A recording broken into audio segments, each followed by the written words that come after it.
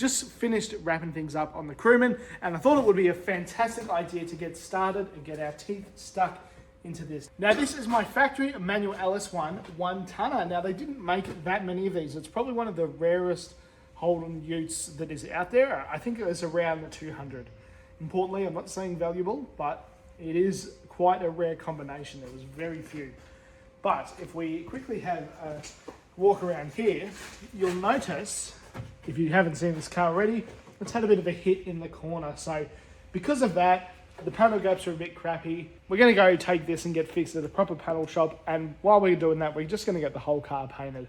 This is going to be a cool ute. I'm really, really excited about that. But the motor is quite noisy, as I'll show you right now.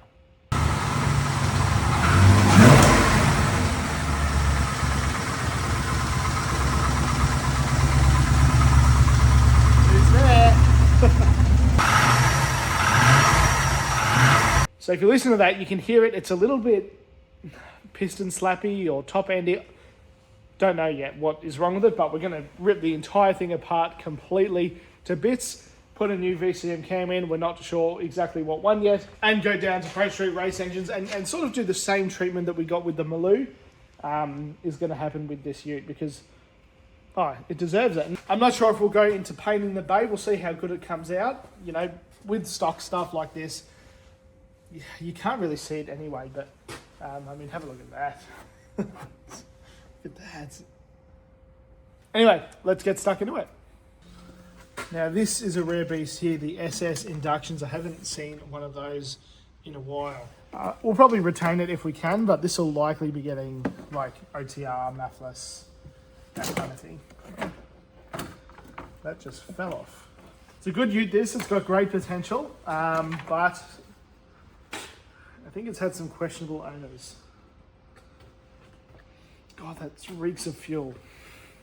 One thing that's going to be a bit of a concern with the ute this time is just where I'm going to put all the parts. All just the things like hoses, hose clamps, and I don't know where it's all going to go. Alright, there's my thermos. You can see someone's gone at them with a hacksaw or something. I don't know what's going on there. One thing that is a treat about this car compared to the other crewman we've just done is this one is a manual. So that means no trans lines, none of that crap. Have a look down here. First of all, no aircon, no belt on the air conditioner, which is quite funny. But also, look at those idler pulleys. Doesn't look like there's been any movement on those in quite some time.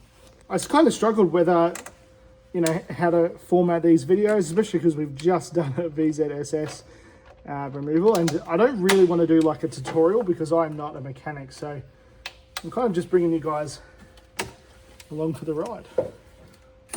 Oh, there we go. Belt off. It's actually really good. That's a surprise. Here. Clips.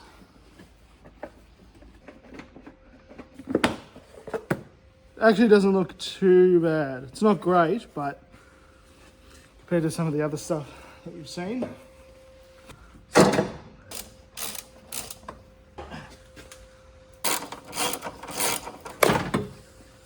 There we go. God, look how dirty it is down there. Like that's just from doing the the wiring loom. I'll tell you what, this is a bit of a treat. And it sort of reinforces the idea that I believe this one tonner, once upon a time, really was somebody's baby. Really was. Give that a chance to do its thing. I will say these extractor bolts are much, much nicer than the crewman's, and just more reinforcing the idea that this has been someone's baby. What I mean by that is the crewman's, they're all, I mean, they were normal and crusty. It's another one of those things that's a little bit tricky to fill.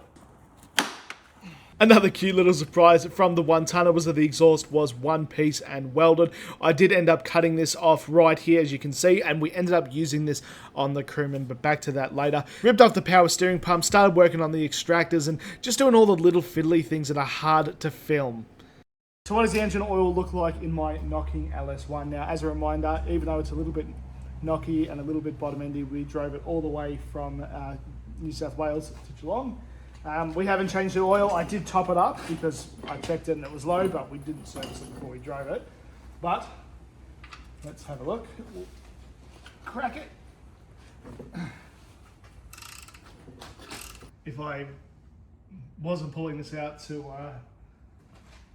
put a new motor in or rebuild this one, I wouldn't be very impressed by that. I mean, look, it's probably going to be fine. It's an LS. It's back in. Okay, so after a big morning, here is where we're at. Now, I have gone a bit light on the details because I've just done a video pulling the VZSS engine. So we've drained the oil. It was terribly black and disgusting. We've pulled the starter motor out. Alternator is out. Power steering is all disconnected. It's pretty much ready to come out, with the only exception is the interior. And as you can see, my hands are absolutely disgusting, and the interior is just about the only good thing on this entire car. And have a look at this. Look at that alternator. That has got to be the greasiest alternator that I've ever seen. Okay, now it is time to pull up my interior. Let's see if I can remember how this comes out. Some clips. There we go. Oh, okay. That actually wasn't so bad. And with that, she is ready to come out. So I've set up this strap to pick up the tail shaft once the box is out. So with the transmission jack in place to pick up the load of the gearbox, I whizzed off the bolts and then got ready to slowly lower it down. I believe that is all. I think I might have missed one ground on the back, but I'm hoping once it's out,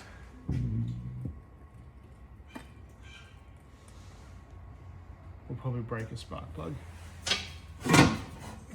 Just make sure the extractors are clear.